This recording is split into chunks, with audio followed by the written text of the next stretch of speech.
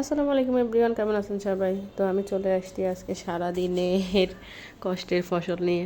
এই যে আমার আজকে সারাদিনের কষ্টের ফসল হচ্ছে তিল নারকেলের পিঠা। তো আমি নিয়ে নিয়েছি প্রথমে চাল ভাজা, তারপর নিয়েছি তিল ভাজা, তারপর আমি এখানে চালের করে দিয়ে আটা করে নিয়েছি। এই যে আমি ভালোভাবে এগুলো মুথে নিছি গরম গরম থাকা কারণে, যাতে চাকা না হয়ে যায়।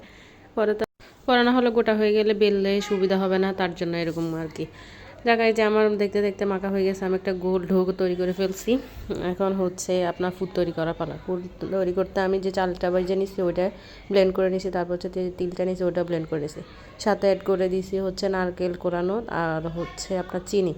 এখন ভালোভাবে পানি দিয়ে এগুলোকে একটু মেখে নেবেন, মানে ভালো বলতে আপনার পরিমাণ মতো দেবেন একটু, যাতে ফুড তৈরি হয়। ওই দেখেন আমার ফুডটা এরকম হয়েছে। তারপর হচ্ছে আমার দাদু রুটি বেলে দিতেছিল, আমার আম্মু বেলতেছিল। এই যে দেখেন আমার দাদু কত সুন্দর করে গোল করে এখনও পিঠা বানাতেছে। আমার দাদুর বয়স কিন্তু মাশাআল্লাহ অনেকটাই হয়েছে। সব আমার দাদির জন্য দোয়া করবেন।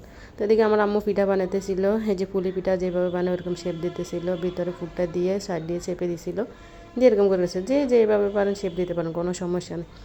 তারপর হচ্ছে এই যে আম্মু বানাইছে এগুলা, তারপর আমার কাকি বানাইছে, এই যে আমি বানাই দিয়েছিলাম আমি আস্তে আস্তে আমি বলতেছিলাম তো দেখেন আমি অনেক সুন্দর করে বানাতে পারি, কিন্তু আসলে আমারটাই সুন্দর হয় না, ওদেরগুলোই সুন্দর হয়েছে।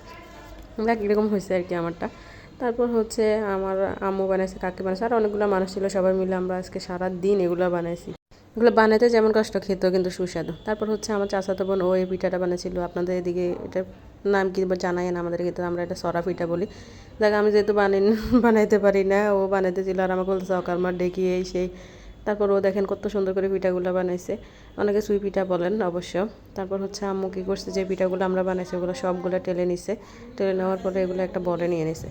তারপর হচ্ছে এটার জন্য শিরা তৈরি করতে হবে। শিরা তৈরি করতে লাগবে আপনার গুড়, চিনি আর হচ্ছে নারকেল কোরানো আর হচ্ছে পানি। প্রথমে আম্মু পানি দিয়েছে, তারপর এখানে গুড় চিনি দিয়ে তারপর নারকেল দিয়ে অ্যাড করে ভালোভাবে উতলাই নিছে।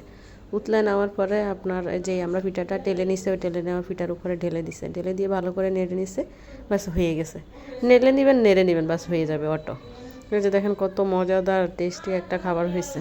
এটা আমি তো অনেক পছন্দ করি, যার কারণে আমার বানাইছিল। এই যে দেখেন আমি এখন খাবো, অনেক সফট হয়েছে এবং অনেক ইয়াম্মি হয়েছে। সবাই ভালো থাকবেন, আমার জন্য দোয়া করবেন। আল্লাহ হাফেজ, আসসালামু আলাইকুম।